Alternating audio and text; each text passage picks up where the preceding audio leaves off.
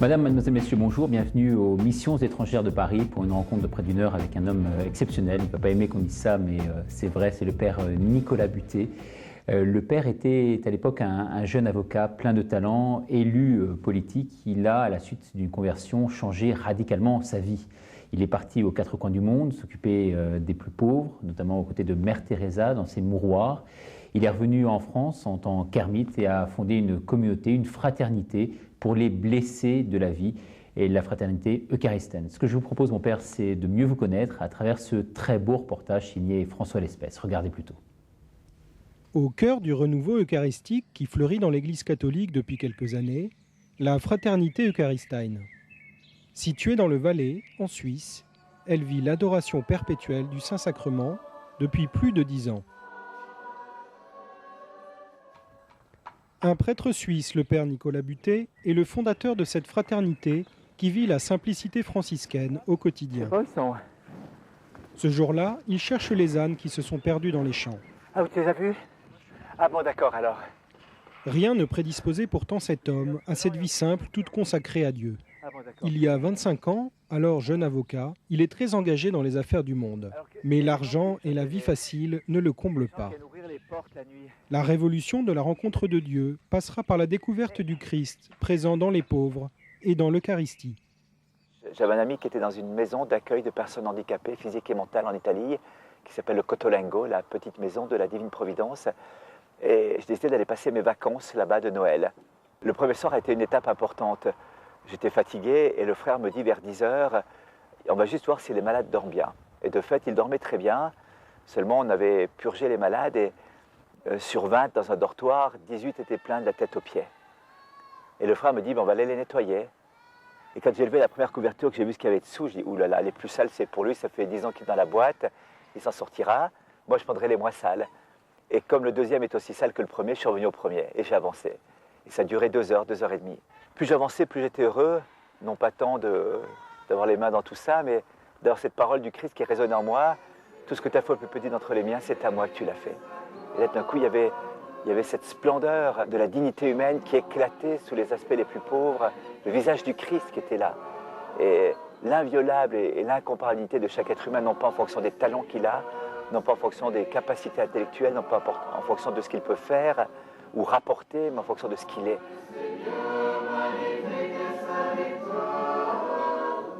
Du coup, j'étais plus fatigué après avoir fait ça et je suis descendu à la chapelle. Il y avait l'adoration perpétuelle du Saint-Sacrement. Et pour moi, c'était vraiment la découverte du Christ là aussi. Je ne sais pas comment l'expliquer. Une certitude de foi, une certitude inébranlable depuis ce jour-là, que le Jésus de Nazareth, celui qui est dans la crèche de Bethléem, celui qui est mort sur la croix à Jérusalem, c'était le même Jésus qui était là, sous un look, une apparence différente, l'apparence d'un bout de pain, mais c'était le même Jésus qui était là. Et que ma vie serait de passer de Jésus à Jésus. Jésus sous le visage des frères pauvres en haut et handicapés, à Jésus au Saint-Sacrement. Après cette découverte fondamentale, Nicolas Butet s'engage dans son église. Un service qui le conduira bientôt au Vatican, où il est appelé. Pendant plusieurs années, il parcourt le monde pour préparer des conférences pour le compte du Conseil pontifical Justice et Paix. Face à la misère et au désespoir qu'il rencontre, il sent un appel à se retirer pour prier. Il s'installe alors dans un petit ermitage à flanc de montagne pour se consacrer à la prière dans la solitude. Une solitude bien vite dérangée par la visite de personnes qui viennent lui confier leurs soucis, leurs souffrances. C'est un jour d'une fille qui est arrivée au sommet des escaliers et elle avait l'air tellement triste que je l'ai invitée à s'asseoir un moment, à discuter. Elle m'a dit qu'elle ne croyait pas en Dieu, elle n'arrivait pas à parler. J'ai appris plus tard qu'elle avait fait 5 tentatives de suicide et qu'elle était en état lamentable et qu'elle était montée ce jour-là pour sauter les 135 mètres de rocher à pic. Je lui ai dit, écoute, tu es trop cassé, il n'y a qu'une chose qui peut te relever, c'est te laisser regarder par Jésus. Elle m'a dit, mais je t'ai dit que j'y croyais pas. Je lui ai dit, mais ça ne fait rien, Dieu croit en toi et voilà, tu peux te laisser regarder. Mais ça veut dire quoi, se laisser regarder par lui? Je lui ai dit, moi je passe des nuits d'adoration devant le Saint-Sacrement, une petite hostie, un petit truc blanc, tout rond comme ça, mais ça c'est Jésus qui est là. Et alors, si tu veux, tu peux venir passer une nuit ici, comme ça. Et la première nuit, de 10h du soir à 6h du matin, elle fixait le Saint-Sacrement, Jésus, au Saint-Sacrement, comme ça, elle ne bougeait pas. Et elle a passé les 9 nuits. Au bout des 9 nuits, elle m'a dit, tu vois, j'étais tombée si bas, qu'au fond du gouffre, je me suis cassé le nez sur Jésus. Et comme un tremplin, il m'a renvoyé la lumière.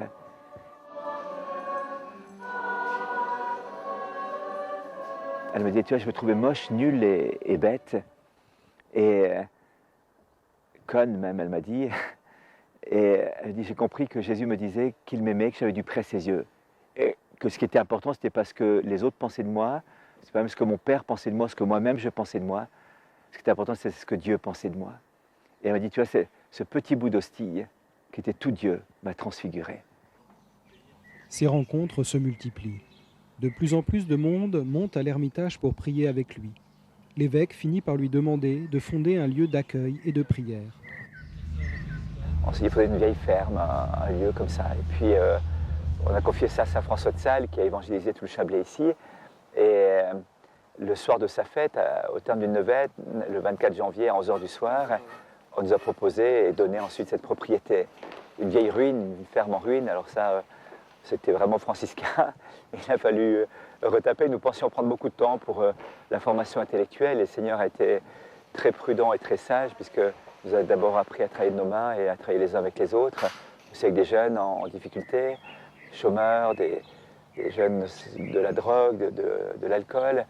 Et c'était vraiment un exercice d'incarnation très très important. Et c'est vrai que cette vie toute simple franciscaine, avec des animaux, avec le travail de la terre, des champs, avec le travail du bois, de la forêt, puisqu'on ne chauffe qu'à bois, on n'a pas d'autres moyens de chauffage, il faut faire des stères et des stères de bois.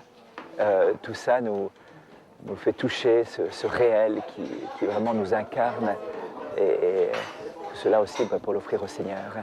Mais le cœur, bien sûr, c'est la vie eucharistique, donc avec l'adoration pratiquement perpétuelle dans chacune des maisons, ces sacrements. On sait que c'est pour ça que des jeunes reviennent au goût de la vie, à l'amour de la vie, à l'amour de Dieu.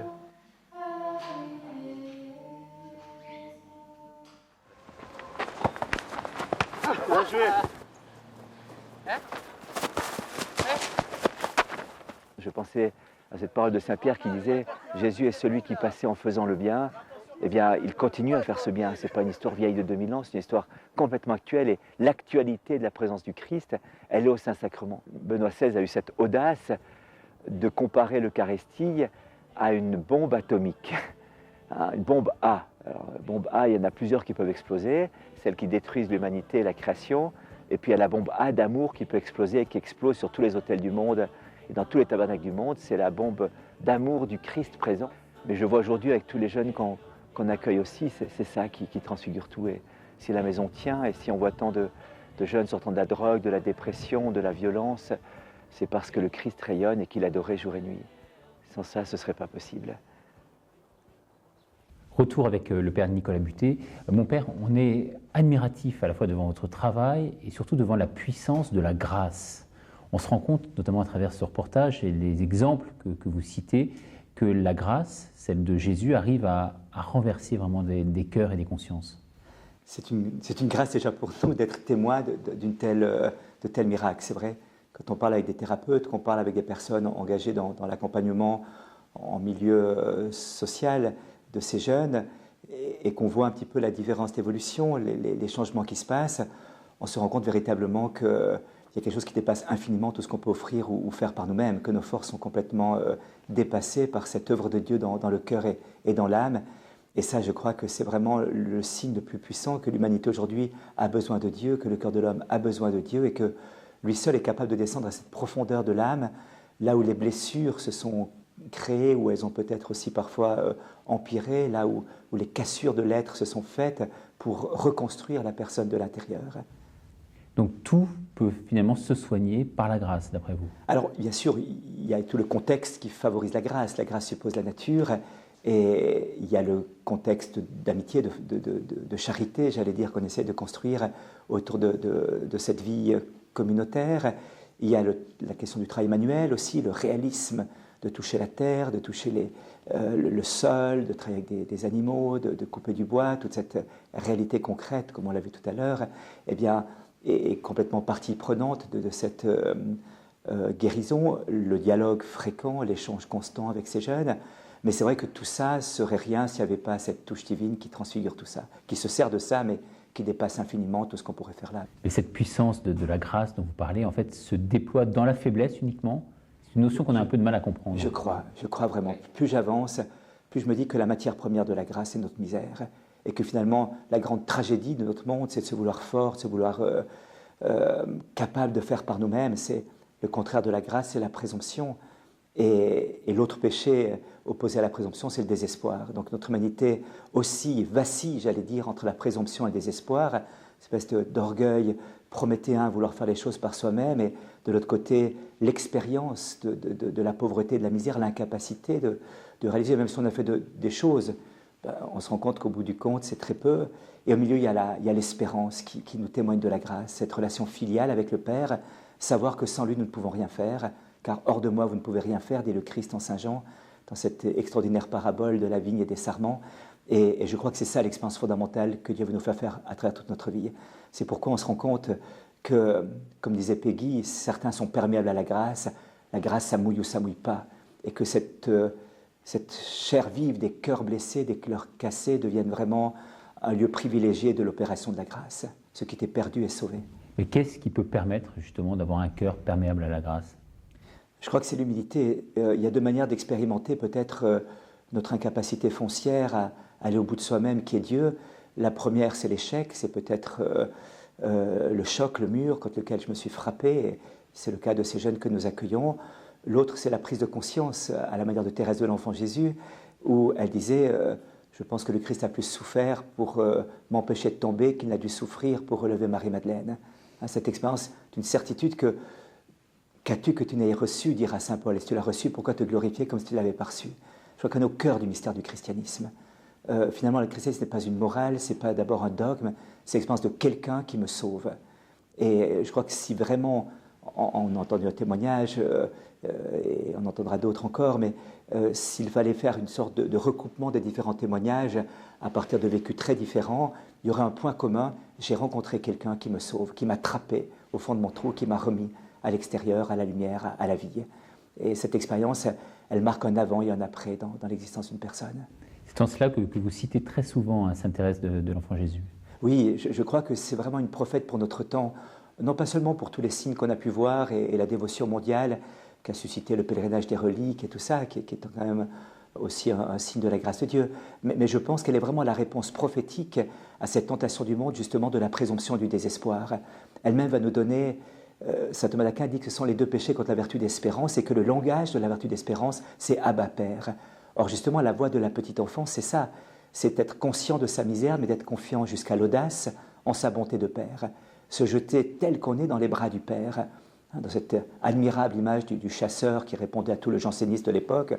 C'est moi, si j'étais lièvre, eh bien, je ne courrais pas loin quand je vois le chasseur. Je courrais dans ses bras, il lâcherait son fusil et serait obligé de me prendre et de me cajoler.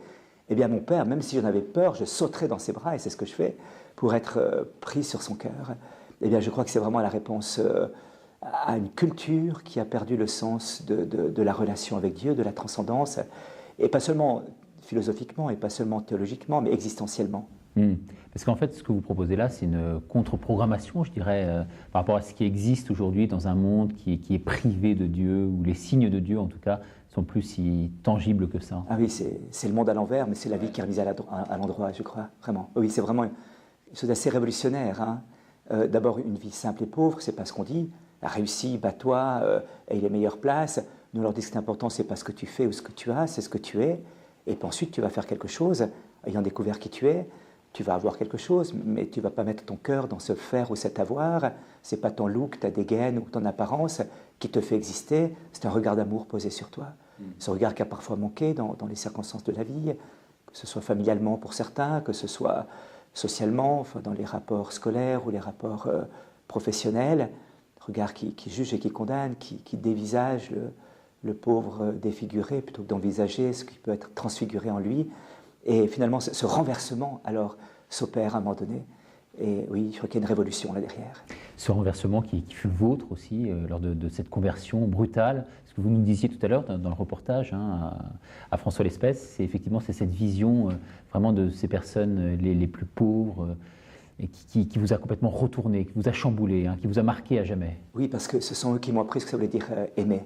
Hein, je savais intellectuellement, ou je croyais le savoir, je savais ce que ça voulait dire être compétent professionnellement, j'apprenais à le savoir aussi, je savais ce que ça voulait dire construire une carrière politique ou professionnelle, je ne savais pas ce que ça voulait dire aimer. Ce sont ces plus pauvres qui m'ont appris l'essentiel finalement, qui m'ont appris que tout le reste n'avait aucun sens s'il n'y avait pas ce surcroît d'amour qui transfigurait mon faire, mon agir, ma politique, mon barreau, enfin tout ce que je pouvais exercer par la suite. Et c'est un petit Momo grand comme ça, qui s'appelait Momo, donc qui un jour a voulu m'aider à débarrasser la table. Alors j'ai mis une assiette, une tasse, une fourchette, un couteau pour qu'il n'y ait pas trop sur son plateau. Il était tout fier. Il marchait à côté de moi et comme il y a quand même une grande différence de taille, fier de son aide, il me regarde, il se penche et le plateau se penche avec, tout tombe par terre et il se met à pleurer. Et puis je lui dis mais c'est rien. Et d'un coup il s'approche de moi et me dit mais ti voglio bene, je t'aime en italien mais je te veux du bien. Et tout d'un coup j'ai compris par ce geste-là, par d'autres, enfin c'est tous des noms des visages que j'ai retenus qui ont été mes maîtres. Et je ne savais pas que mes maîtres pouvaient être les plus pauvres. Et donc aujourd'hui, bien entendu, vous ne regrettez pas d'avoir choisi cette option-là, parce que c'était une option finalement déterminante dans votre vie. C'était un choix radical. C'est un choix radical, un choix discerné quand même, avec mon père spirituel, avec l'évêque du lieu, des étapes qui se sont embranchées les unes les autres dans une extraordinaire pédagogie divine. Mais pour rien au monde, non, je regretterais ça, non, non. Et il y a derrière tout ça, bien sûr, ce rapport si particulier que vous entretenez avec Dieu à travers cette adoration du Saint-Sacrement. On peut dire que vous êtes un fou de l'adoration? Alors, je crois, Jean-Paul II avait dit dans sa lettre pour le nouveau millénaire, il faut que cette intimité avec le Christ aille jusqu'à une véritable folie du cœur. Alors si c'est dans cet esprit-là, cette folie, oui, je crois. L'abbé Pierre m'avait frappé un jour par une parole où il disait « il faut croire comme des fous pour aimer comme des dingues ». Je crois que par rapport à cette folie du monde, ce matérialisme, cette perte de sens, cette tragédie, il faut le dire quand même, hein, sans être pessimiste, simplement en étant réaliste, cette souffrance du monde, il va falloir une folie d'amour pour renverser cela. Et cette folie à laquelle nous sommes convoqués, eh bien, implique de puiser à la source, et la source, c'est le Saint-Sacrement. C'est vrai que c'est le lieu du repos. Je me dis toujours, quand j'ai adoré le matin, ma journée est terminée, j'ai accompli l'essentiel. Ensuite, il reste encore quelques heures à vivre et qui sont bien remplies, mais l'essentiel a été accompli parce que l'essence du ciel a été puisée finalement. Alors vous en parlez même là avec beaucoup d'émotion, hein. Mais à tous ces jeunes là, qui ne croient pas et qui viennent vous voir finalement et que vous leur dites tout simplement restez assis, voir à genoux et puis regardez le Saint-Sacrement et prier, ils répondent comment à ces injonctions? Il y a une stratégie, hein. Ça ne se passe pas aussi simplement que ça. On évite, nous qui sommes branchés cathos avec la croix autour du cou et visiblement reconnaissable, d'intervenir dans un premier stade. On cadre dans un premier temps, mais pour ce qui est de la démarche spirituelle, ce n'est pas nous qui intervenons, ce sont les autres, ceux qui ont déjà passé par un stade, qui ont déjà découvert, qui sont témoins de la miséricorde de Dieu dans leur propre vie et qui peuvent rejoindre les autres en raison de leur vécu commun, en raison d'une connivence qui arrive par rapport à la drogue, par rapport à la violence, par rapport à la tentative de suicide, par rapport aux souffrances vécues comme ça. On a vu des délicatesses de Dieu, au point qu'à un moment donné, on a eu 2 personnes, 2 jeunes, qui étaient là en même temps, un qui a précédé l'autre, mais dont les parents s'étaient tués réciproquement, et dans la violence, des coups de feu et tout ça. Et c'est trouvé que Dieu, dans son immense providence, a permis qu'un fasse une rencontre et aide l'autre à partager la même souffrance pour l'aider à cheminer. Donc là, nous, on reste plutôt en retrait et on prie derrière. Et puis ensuite, quand les premières questions surgissent, alors là, les choses se mettent en place. Là, on intervient pour structurer, pour cadrer, pour expliquer un petit peu ce que cela signifie et puis quelles sont les étapes. Parfois, c'est dans la révolte du jeune qui dit « Mais alors, pourquoi, si Dieu existe, j'ai vécu tant de conneries et tant de souffrances? Où il était ton Dieu quand je me plantais ?» Pour d'autres, tu sais, je crois quand même que finalement, si Dieu n'avait pas été là, je serais déjà mort, donc je pense qu'il existe quand même. Et puis d'autres, il y a à un moment donné cette expérience, ce tournant, et dont nous sommes que les témoins admiratifs et reconnaissants, et non pas les acteurs. On va voir l'exemple de Sarah également, que François Lespèce a rencontré. Vous allez nous le commenter juste après. Regardez. J'avais une haine comme ça dans mon cœur depuis toute petite, et puis quand j'ai commencé l'adolescence, ça commençait un peu à éclater. Et puis j'ai commencé à fumer des joints et toutes ces choses-là, jusqu'à qu'un jour je pète les plombs et puis je tente de me suicider à 13 ans. Et puis J'ai dû aller à l'hôpital psychiatrique, j'étais la plus jeune. J'ai eu des problèmes avec la police à cause de la drogue. J'avais une tristesse qui me rongeait le cœur et puis une haine. Et puis j'avais un vide au fond de moi. Puis je crois dans tout ça, je cherchais le bonheur, mais je ne trouvais pas. Et j'étais quelqu'un de très très violente, alors très très violente. Je souriais jamais, j'étais très renfermée sur moi-même.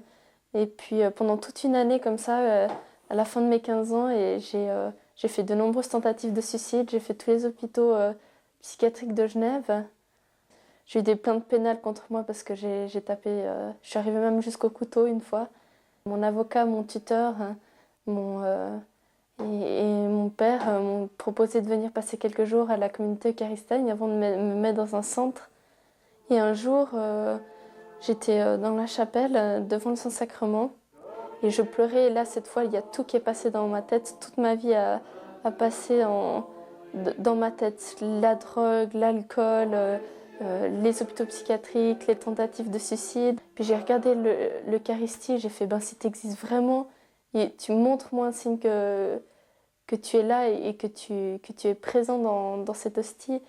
Et en fait, j'ai senti un amour entrer en moi, dans mon cœur, que je n'avais jamais senti dans toute une vie, quoi. En quelques secondes, j'étais rassasiée de tout ce que je n'avais pas reçu de toute une vie, un amour vrai qui est venu me chercher dans mes pauvretés et mes faiblesses. Et là, toute ma vie a changé. C'est la première fois de ma vie que j'ai pleuré de joie, quoi. Et c'était... Jésus Eucharistie est venu se révéler à moi en me disant, regarde Sarah, voilà, je viens t'apporter la vie aujourd'hui, je viens t'apporter le bonheur. Moi, je suis venue frapper à la porte de ton cœur et toi, tu ne m'as pas répondu, mais il est venu me chercher par là, par les souffrances. Et puis, lui qui est mort sur une croix pour nous, on ne peut pas tomber plus bas que Jésus, on tombe automatiquement sur lui. Et puis là, toute ma vie a commencé à changer et toute ma vie est repartie. Ils ont fait ce qu'ils ont pu, mais ni les psychologues, ni les médicaments, ni l'hôpital, ni rien n'a changé ma vie. Mais c'est Jésus Eucharistie qui est venu dans mon cœur, là où il n'y a personne qui est venu. C'est ça qui change tout. Comment réagissez-vous à ce reportage ? Écoutez, pour moi, Sarah, c'était vraiment le signe de l'espérance contre toute espérance, parce que quand les services sociaux m'ont appelé pour qu'elle puisse venir chez nous, je connaissais sa sœur qui avait fait de nombreuses années d'héroïne et qui était venue là, qui s'était sortie. Je l'avais vue 2 fois déjà, Sarah, avec une violence et une instabilité. Et je me suis dit, heureusement que c'est la sœur et que ce n'est pas Sarah qui est chez nous. Et quand on m'a proposé de l'accueillir, j'ai dit, c'est absolument impossible. Une fille comme ça fait exploser une maison. C'est le facteur déstabilisant qui fait tout casser. Donc, et puis l'insistant, elle était à la rue où c'était là, donc j'ai accepté quand même en me disant ça va durer quelques jours, de toute façon elle partira d'elle-même, j'aurai pas besoin de la mettre dehors et l'aventure s'arrêtera là, j'aurai ma conscience tranquille, j'aurai fait ce que j'avais à faire, ce sera une étape dans sa vie et peut-être qu'un jour les choses pourront changer. Et donc quand je l'ai croisée à la sortie de la chapelle où elle me disait que son cœur brûlait et que c'était pas une crise cardiaque mais que c'était une rencontre avec le Seigneur, alors que c'est dur, ça a été pour moi un bouleversement. Et ce qui m'a le plus touché peut-être chez Sarah, c'est non seulement cet événement marquant, mais alors c'est la ferme détermination de vivre selon cet événement par la suite, de reconstruire sa vie à partir de cet événement fondateur. Elle est partie ensuite faire les 800 km de Saint-Jacques-de-Compostelle, quelques semaines plus tard. Elle a fait une chose que je n'aurais pas acceptée, si elle me l'avait dit, mais elle a bien fait de ne pas m'en parler, c'est de laisser tous ses médicaments. Elle était surmédicamentée. Au pied de la Vierge Marie à Lourdes, et en se disant pendant la marche, je me défoulerai assez pour éliminer les tensions, ce qui a marché, c'est aussi, médicalement parlant, peut-être une imprudence, mais un miracle, comme ça. Et puis alors, l'absence de violence par la suite, la structuration, et elle termine maintenant sa formation de secrétaire.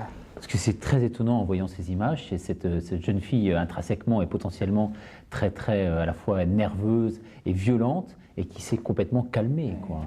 Et même physiquement, elle a changé, j'allais dire. Elle est apaisée. Le visage est apaisé, le visage est même transfiguré, il y a une beauté qui resplendit, mais comme la beauté, c'est la splendeur du vrai, c'est normal qu'à un moment donné aussi même les traits physiques se reconstituent dans l'émergence de ce qu'il y a dans le cœur. Ouais, c'est le reflet vraiment de l'âme, d'après vous Je pense. Ouais. Je pense beaucoup, oui, vraiment. Le sourire en particulier. Ouais. Cette jeune fille que vous avez vue là, ici, Oui. Est-ce que c'est un exemple parmi d'autres? Alors c'est un exemple parmi d'autres, oui. Ouais. Il n'y a pas qu'elle. On essaye de permettre à ces jeunes, une fois qu'ils ont fait leur démarche, de témoigner prudemment, par étapes, tout en disant très bien où ils en sont de leur étape. Il n'y a aucun triomphalisme, on sait que les rechutes sont possibles et que les combats sont parfois difficiles, que ce n'est pas seulement contre des êtres de chair et de sang qu'on lutte et contre des vieilles habitudes, mais contre des puissances des ténèbres. Donc le combat nous dépasse aussi. Mais en même temps, on essaie aussi de diversifier les témoignages et de permettre à chacun de partager cette joie d'avoir rencontré le Seigneur et d'avoir pu faire un chemin. Pour certains, c'est simplement de partager une première étape d'un jeune qui a vécu dans la violence et la prison et tout. Et je lui ai demandé de témoigner une fois. Il dit, moi, je n'ai pas encore fait l'expérience de Jésus, ça fait rien, mais il dit qu'une chose, je crois bien que votre Dieu, il existe. C'était sa conclusion. Alors qu'avant, il m'a dit, tu ne me parleras pas de ton Dieu, il n'y a qu'une chose qui m'intéresse chez toi, c'est tes vaches, mais tu ne me casses pas les pieds avec ton bon Dieu. Et rien que ça, c'est déjà énorme, ce changement qui est déjà une sorte de métanoïa, de manière de voir et d'éclairer le monde différente. Oui, c'est ça, c'était à la fois une forme de conclusion et puis le point de départ pour lui d'une nouvelle réflexion. Oui.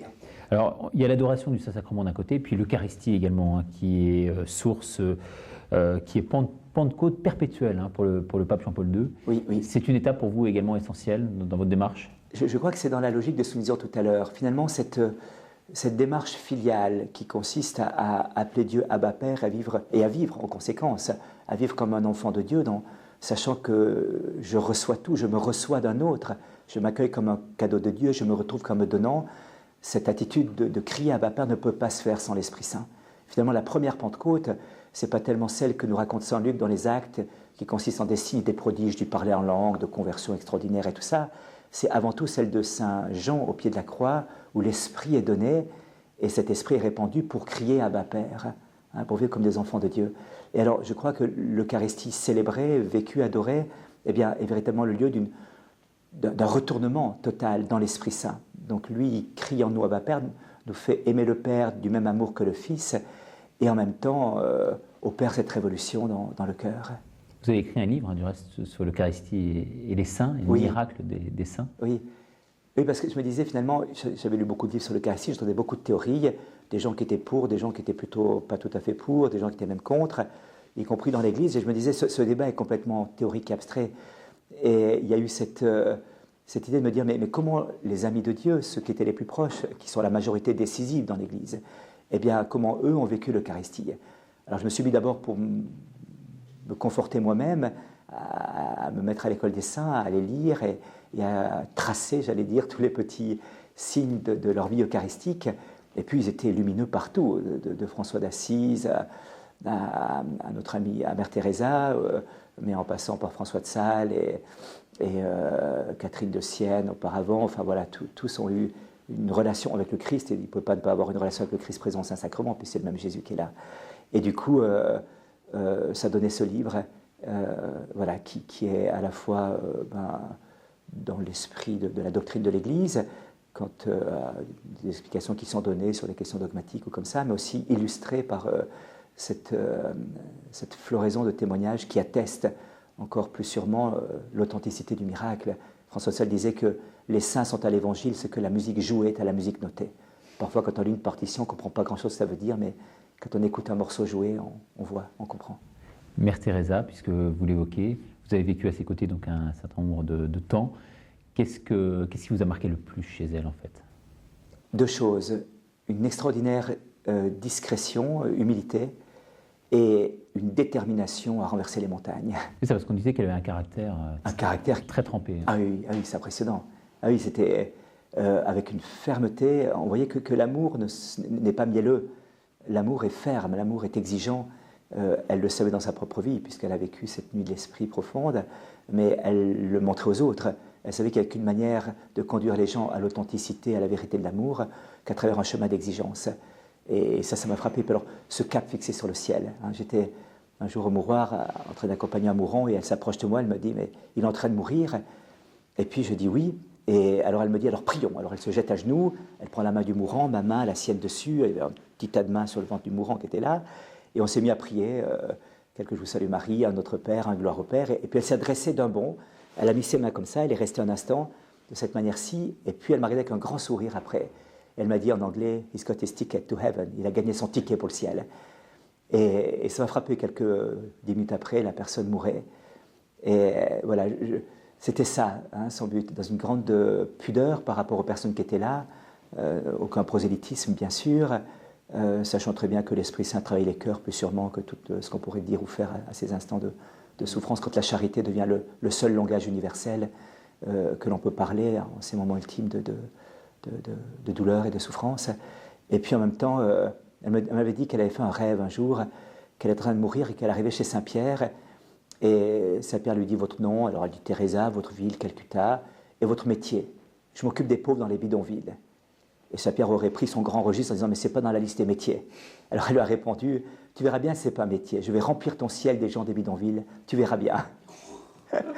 Et quand nous avions vécu cette expérience, elle m'a dit il y en a 60 000 déjà qui sont morts ici, dans ces lieux. Alors vous parliez de désert. Elle a connu effectivement une période de désert. Comment peut-on connaître le désert alors qu'on est habité par Dieu? C'est un grand mystère. Hein. Benoît XVI disait admirablement dans sa dernière encyclique sur Dieu est amour que pour passer de cet amour éros à l'amour agapé, de cet amour dont nous sommes le centre à l'amour dont l'autre est le centre, où Dieu est le centre, qui va jusqu'à livrer sa vie, eh bien, il faut nécessairement passer par des purifications. Dans les purifications que les uns et les autres nous vivons, par les événements de ma vie, les circonstances, par peut-être aussi nos efforts, comme ça. On appelle dans la tradition mystique la purification des sens. Et puis il y a cette fameuse nuit de l'esprit qui est donnée à quelques-uns de vivre, où l'âme elle-même est mise dans la nuit et qui fait que Dieu ne semble n'avoir jamais existé, qu'il n'existera jamais. Et pour vous dire une petite anecdote qu'une religieuse me disait là-bas, elle était au pied du Saint-Sacrement avec Mère Teresa. Et Dieu sait si Mère Teresa, je l'ai vu, ce que ça voulait dire d'être au pied du Saint-Sacrement pour elle. C'était sa vie, c'était tout. Eh bien, c'était l'origine de son amour des pauvres. Et à un moment donné, Mère Teresa se tourne vers elle et dit « Ma sœur, ce petit bout blanc devant nous, c'est quoi ?» Et la sœur lui dit « C'est notre Seigneur Jésus-Christ, ma mère. Oh, merci beaucoup, ma sœur. » Donc la nuit a été jusqu'à cette profondeur. Elle a dit elle-même dans son journal et dans ce qu'elle a confié à ses confesseurs et qui est sorti grâce au procès de béatification, qu'elle avait vécu finalement 50 ans les souffrances de Jésus à Gethsémani. Alors, c'est à la fois, Saint Jean d'Acroix dira, ils sont si proches de la lumière qu'ils la reflètent totalement, mais qu'eux-mêmes en sont aveuglés. Hein, il y a une telle proximité de la lumière que finalement tout son geste, toute sa vie, pas un seul de ses mouvements n'était pas reflet de sa lumière. Son sourire aussi, qui était un effort d'ailleurs, elle disait, les gens ne voient que mon sourire s'ils savaient les souffrances qui se cachent derrière. Mais en même temps, il y a cette participation, comme dira saint Paul, je complète en ma chair ce qu'il manque aux souffrances du Christ pour son corps qu'est l'Église. Cette compassion que Dieu lui demandait d'avoir avec les plus pauvres n'était pas simplement compassion humaine, elle était divine, elle était la compassion même du Christ qui acceptait d'aller jusqu'à la croix pour cela. Et elle acquiesçait, ce n'était pas sans son accord, puisqu'elle a dû dire oui à 2 reprises à l'entrée dans cette épreuve, dans cette nuit de l'esprit qu'a vécu Thérèse, qu'a vécu saint Padre Pio par exemple, et tant d'autres d'ailleurs, Jean d'Acroix, Thérèse d'Avila, mais dans une durée aussi longue, c'est quand même quelque chose de particulier à notre temps. Vos chemins vous ont conduit également à Rome, hein, où vous avez été appelé à de très hautes fonctions là-bas sur place. Vous avez côtoyé à l'époque donc Jean-Paul II. Lui aussi donc est en voie de devenir saint. Lui aussi vous a vraiment beaucoup marqué? Énormément. D'abord par son courage de parole. Déjà, c'est la première chose qui m'a beaucoup touché, ce qu'on n'a pas dit tout à l'heure, puisque c'était bref, mais tout son enseignement et sa parole sur la morale comme mode d'emploi du bonheur, sur la sexualité comme étant une manière de vivre le don de soi dans un ordre prévu par Dieu, non pas quelque chose qui restreint ma liberté, mais qui épanouit ma liberté, était pour moi quelque chose d'absolument révolutionnaire, à la fois quant au contexte dans lequel nous vivons, mais aussi quant à l'expérience personnelle que je pouvais vivre, et donc de découvrir qu'il y avait une parole libérante qui était donnée, audacieuse. Ce qui m'a touché d'abord chez lui, j'allais dire un peu avant même cette démarche-là, c'était l'audace politique qu'il avait, puisque ça a touché ma fibre politicienne, et de voir, quand on est dans un parti politique et qu'on commence jeune, une activité politique comme élu aussi dans un parlement, finalement, on n'a pas peut-être la distance qu'il faut, la sagesse qu'il faut, et l'a-t-on d'ailleurs un jour, pour avoir un éclairage pertinent sur les réalités qui nous sont demandées d'analyser, d'étudier, qui sont complexes. Le discernement, quoi. Le discernement. Et finalement, je n'avais pas de critères aussi de discernement. Et tout d'un coup, j'ai découvert la doctrine sociale de l'Église que Jean-Paul II a tellement présentée, développée, explicitée, qui pour moi était la lumière de mon intelligence. Parce que d'un coup, j'avais une manière de poser, non pas un livre de recettes ou des modèles tout faits à appliquer, mais des critères de réflexion, des éléments, un cadre qui permettait de juger chacune des décisions pratiques que j'avais à prendre. Et ça, pour moi, c'était extrêmement libérant. Et tout d'un coup, j'acquérais mon autonomie par rapport aux idéologies ambiantes. Alors on choisit pour ou contre parce qu'il y a telle personne, enfin, avec toutes les compromissions qu'on peut trouver en politique, ou les alliances d'opportunisme, ou simplement nos sentiments, hein, qui pourront être un critère de jugement. Et là, tout d'un coup, c'était une vérité qui devenait critère de jugement. Et puis ensuite, c'était la rencontre avec cet homme, qui était aussi un moment bouleversant, puisque j'ai eu l'occasion de le côtoyer à plusieurs reprises, et cette simplicité, cette présence aux personnes, ce regard qui transperce, que tant d'autres ont vécu, cette attention, cet humour aussi fin et direct. Ouais. Sur le premier aspect là, que vous avez évoqué, sur cette liberté liée à la sexualité, oui. Il faut vraiment peut-être le vivre pour le croire. Comment expliquer ça à des jeunes, justement, qui sont peut-être assez hermétiques à ce genre de choses? C'est vrai. Je voyais un jour un petit enfant qui suçait son pouce et quelqu'un lui dit « mais c'est bon » et il dit « tiens, goûte » à la personne qui lui demandait si c'était bon. Je pense qu'il y a quelque chose comme ça. Il faut goûter une fois ce qu'apporte cette vérité qui rend libre pour découvrir quel était l'esclavage auparavant. Heureusement qu'on ne s'en rendait peut-être pas compte parce qu'on aurait de la peine à le supporter. Et puis en même temps, la joie extraordinaire d'avoir découvert cette liberté. Alors, de nouveau, là, il faudra un peu d'humilité pour se laisser enseigner. Je crois que c'est peut-être la chose la plus difficile. On nous demande de s'affirmer, de se déterminer, ce qui est très bien, mais il faut savoir l'humilité de se laisser enseigner. Le premier commandement que Dieu donnera à son peuple, c'est « Shema Israël, écoute ». J'ai quelque chose d'important à dire pour ton bonheur. Et l'écoute, qui est l'obéissance, se mettre devant pour écouter, devient le lieu même d'un chemin de bonheur. Alors peut-être que si on n'a pas fait l'expérience, simplement de demander la grâce et la lumière, de bien vouloir faire cette expérience, d'avoir ce minimum d'humilité pour dire et si j'essayais? C'est une fille qu'on a rencontrée qui était non baptisée, athée, elle me disait athée militante et bouffeuse de curé, ce qui est assez indigeste d'ailleurs, ayant fait des hautes études et des hautes écoles ici en France, et qui m'a dit, je vais essayer pour une semaine de vivre comme une chrétienne et je vais voir ce qu'il en résulte à la fin. C'était un défi, un challenge qu'on s'était lancé comme ça. Et très vite, c'était, et si c'était vrai? Et la réponse était, c'est vrai. Donc tout d'un coup, s'il y avait simplement cette disponibilité de risquer, d'oser, dire, mais et si cela était vrai? Puisque le reste conduit à une impasse, on le voit bien, la violence et l'insatisfaction d'un amour qui prend, qui ne donne pas, d'un amour qui renferme sur soi, finalement, qui est narcissique et égoïste, avec un amour qui est oblatif, c'est transfigurant. Et je crois que de comprendre que la morale est le mode d'emploi du bonheur, mais qu'on a de la peine avec ce que c'est véritablement le bonheur, est quelque chose qui transfigure une vie. Donc vous encouragez toute cette vision-là, presque anthropologique, d'apprendre à pouvoir aimer, d'apprendre à pouvoir profiter. Je crois que c'est capital. Hein. Finalement, s'il n'y a qu'une leçon qu'il nous faut apprendre dans notre vie, c'est d'aimer. Et il n'y a pas d'école pour ça, mais il y a quand même ce mode d'emploi inscrit dans le cœur de l'homme. Il y a quand même une manière de vivre. On a un exemple, c'est le Christ. Benoît XVI dira que le cœur ouvert du Christ sur la croix donne chair et sang au concept d'amour. Tout d'un coup, c'est plus des mots, c'est plus des théories, c'est chair et sang. Un clochard ici à Paris me disait un jour, dis donc, le type, on lui prend les mains, on lui plante des clous dedans, puis il dit, pardonne, moi j'aurais pas dit ça, je peux te dire.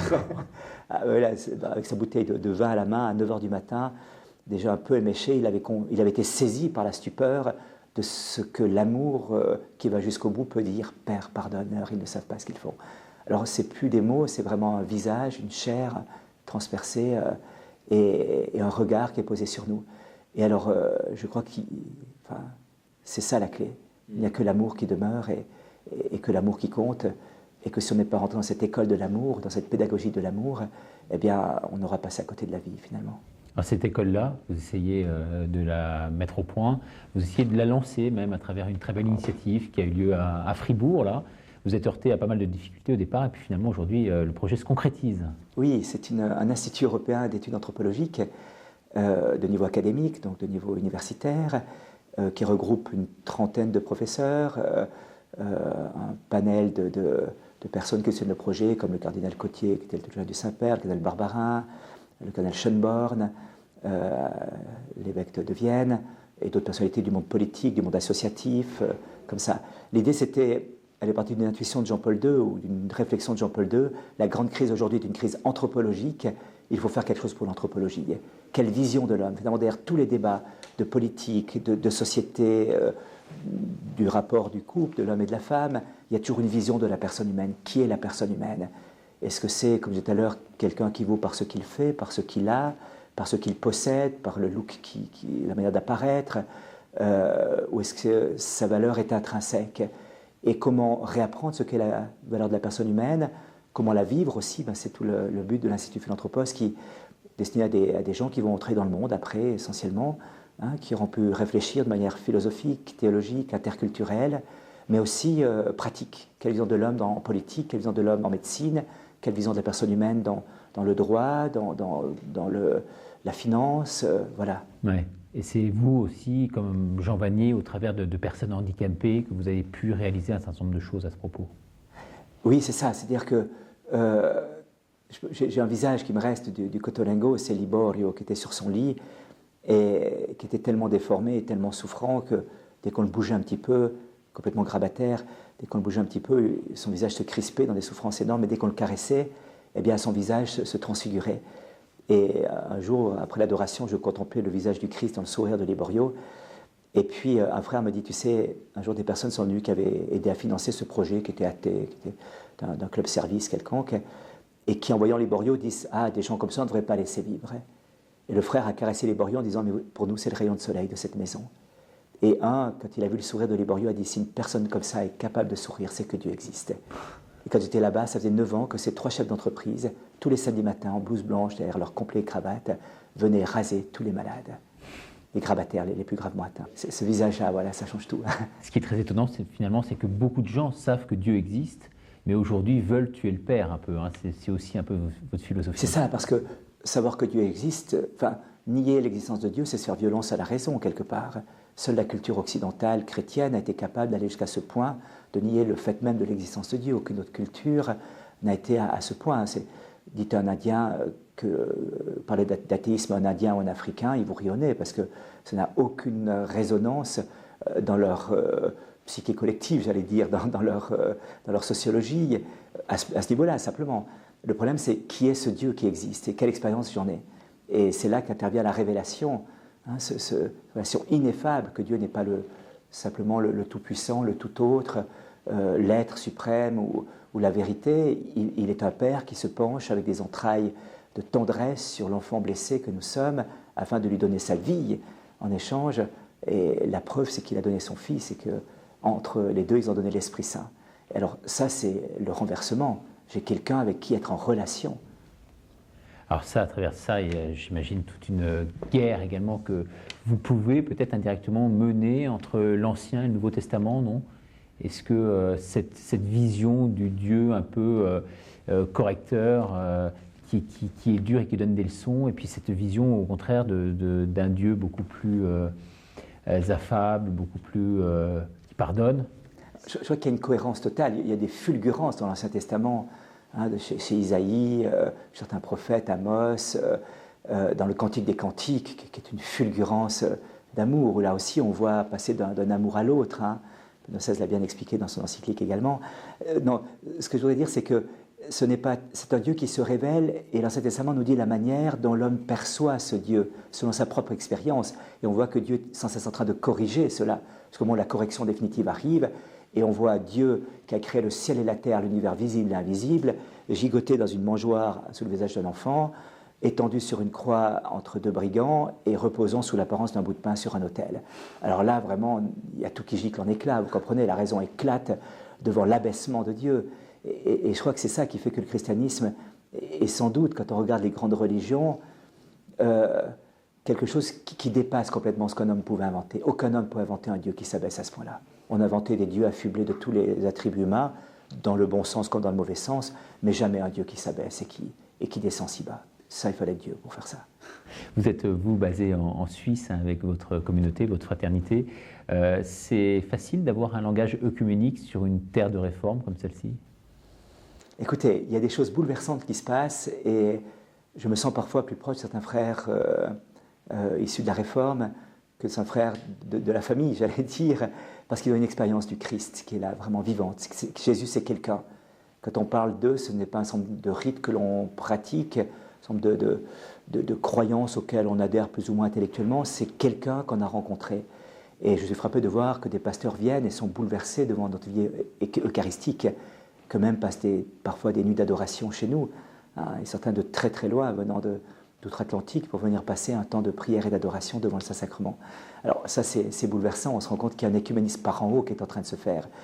Il arrive aussi, et ça c'est dommage, qu'il y a une sorte de christianisme conventionnel, un christianisme simplement formaliste, extérieur, sociologique j'allais dire, qui finalement n'est pas fondé sur l'expérience d'un Dieu vivant. Alors là, on en reste au niveau des concepts et des débats d'idées, et c'est vrai que là, ce qui sera le point de ralliement sera le plus petit commun dénominateur, ce qui est ni bon pour l'âme, ni bon pour le Christ, ni bon pour le témoignage des chrétiens dans le monde. Père Nicolas Butet, il nous reste encore 5-6 minutes. J'ai quelques questions à vous poser, comme ça, à brûle pour point. Notamment le fait que vous souhaitiez, vous, de façon originelle, vous mettre un peu à l'écart de ce système, de ce monde, avoir une vie un peu d'ermite. En fait, c'est tout le contraire aujourd'hui de ce que vous avez choisi, non? C'est la plus grande souffrance.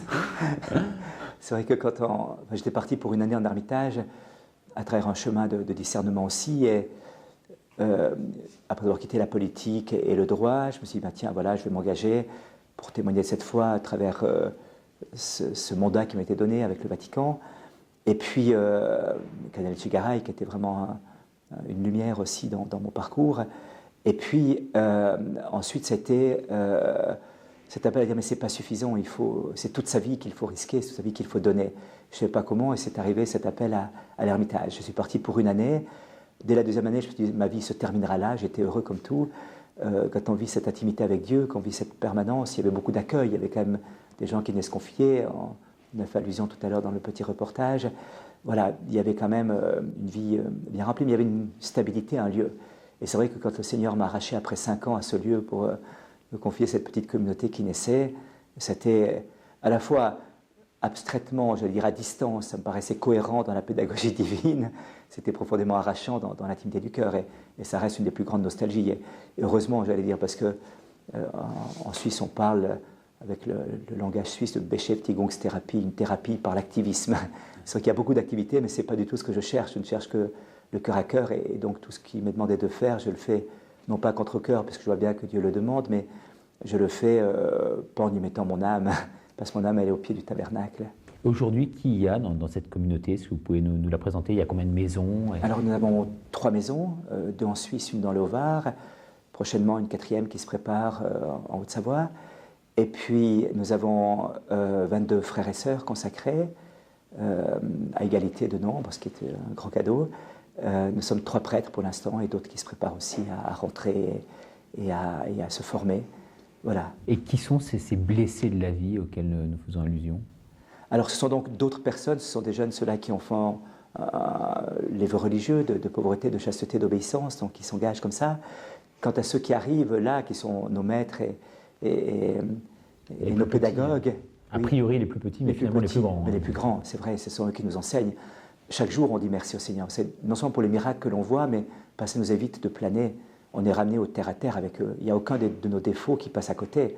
Nous aurions en pleine figure ce que nous sommes, et quand on ramasse beaucoup de clacothérapie comme ça, il y a des choses qui peuvent avancer dans notre vie.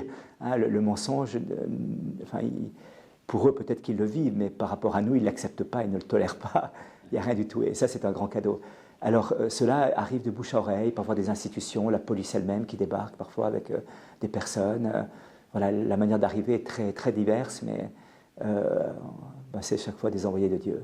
Vous travaillez bien sûr avec l'aide de la prière, mais également avec l'aide de psychothérapeutes, de spécialistes. Hein. Alors c'est ça, on a des médecins généralistes qui nous aident, on a des psychiatres avec qui on travaille, et puis pour la réinsertion sociale, avec les assistants sociaux, les services sociaux, de façon à faire le sas de transition entre le passage chez nous, qui est quand même à la fois extrêmement décapant, mais à la fois quelque part protégé. Il faut ce stade de protection pour pouvoir se reconstruire dans un climat de convivialité et de non-défense en quelque sorte, d'ouverture, donc de non-vulnérabilité, et puis repasser ensuite dans le monde. Pour certains, ça ne sera pas possible du tout. Il y a eu trop de blessures, trop de cassures, trop de souffrances et trop de fragilité finalement qu'ils vont rester là certainement à vie. Il y en a quelques-uns comme ça, mais qui sont vraiment les témoins extraordinaires de la miséricorde et qui sont d'une fidélité exemplaire et qui finalement, là encore, sont une fois de plus nos maîtres.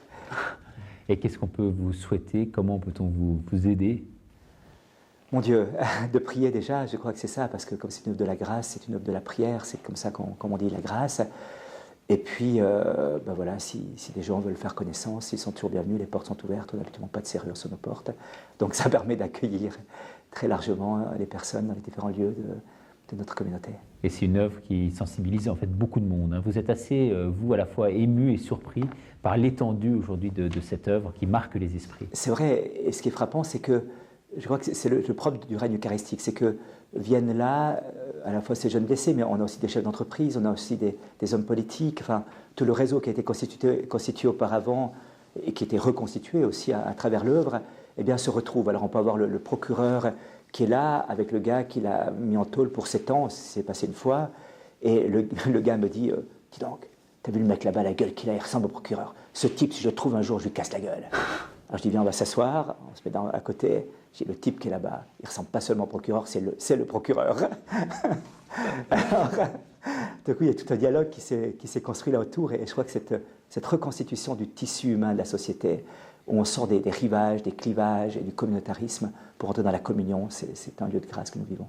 Dernière question, l'Eucharistie, c'est vraiment une bombe, comme vous disiez tout à l'heure? Ah oui, c'est une bombe à fragmentation, et j'allais même dire que c'est une bombe A, une bombe d'amour, et qu'elle seule pourra arrêter l'autre bombe A. On parle beaucoup de l'armement de l'Iran, on parle beaucoup de l'armement de la Corée, on voit une sorte de réescalade qu'on croyait terminée après la chute du mur de Berlin et la fin de la guerre froide, une réescalade atomique. Eh bien finalement c'est comme une interpellation très pratique qui nous dit mais faites exploser l'autre bombe, que sera les sommets de vous, la bombe A d'amour. Et Benoît XVI vient d'ailleurs d'encourager tous les diocèses d'avoir un lieu d'adoration perpétuelle. Mère Teresa l'avait dit, si on adore perpétuellement dans un diocèse, il y aura un tel rayonnement que le mal va cesser, va se bloquer contre ce mur d'amour qui se dresse par la force du Christ. Eh bien, je crois que c'est ce que nous sommes appelés. Merci infiniment, mon père, d'être venu ici même, aux Missions étrangères de Paris, pour nous accorder cette interview exceptionnelle. Vous pouvez vous procurer les livres du père Nicolas Butet en nous consultant sur notre site internet ou en communiquant vos réactions @ktotv.com. Voilà une adresse qui nous est livrée par notre ami François Lespès, auteur du merveilleux reportage que vous avez pu voir en début d'émission. Merci beaucoup et à bientôt.